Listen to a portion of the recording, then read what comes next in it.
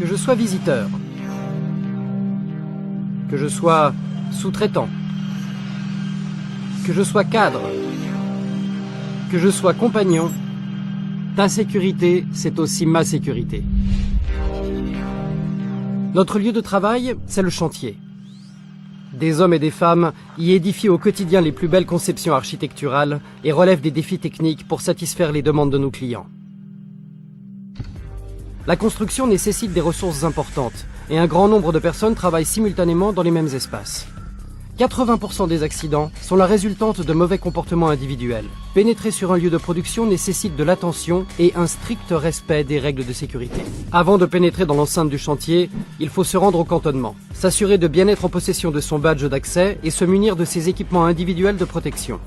Chaussures de sécurité, gilets fluorescents, casque, lunettes, bouchons auditifs et gants.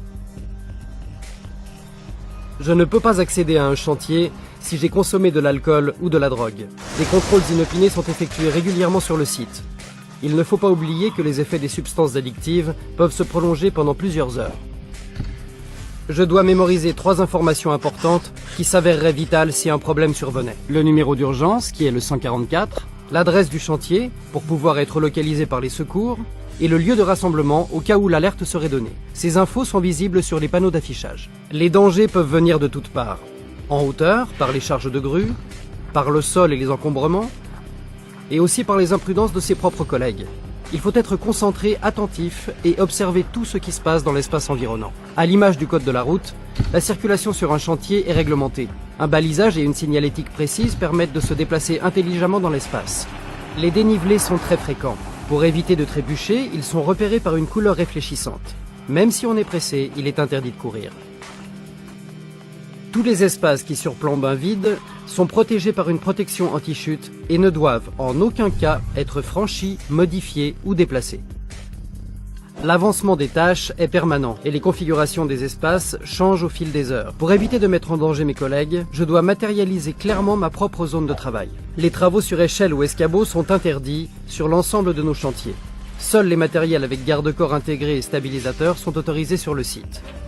Pour tous les travaux à la nacelle, je dois mettre un harnais qui sera assuré par une longe accrochée à des éléments identifiés et homologués. Une grande partie de la matière utilisée sur une construction circule au-dessus de nos têtes. Aucun corps humain ne saurait résister à la chute d'une charge. Il est important de ne pas rester immobilisé sous les charges en hauteur. Des permis, des instructions et des autorisations de conduire sont obligatoires pour les engins de chantier. Pelle, grue, nacelle, électricité, élévateur. Que dois-je faire si je suis témoin d'un accident? Je dois rester calme et agir sans précipitation. Porter secours, baliser la zone pour ne pas produire de nouveaux accidents et contacter les secours et le secouriste le plus proche sur le chantier. En rangeant son poste de travail tout au long de la journée et en évacuant les déchets, on évite les embûches et on dégage de la visibilité pour mieux appréhender les risques. Pour respecter l'environnement, un dispositif de tri sélectif est mis en place sur le site et permet d'évacuer les déchets par catégorie, tout comme les eaux usées qui sont traitées dans des bacs de décantation.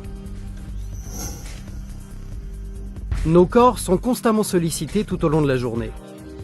Prenons-en soin en pratiquant les bons gestes. Veillons à ne pas nous surestimer.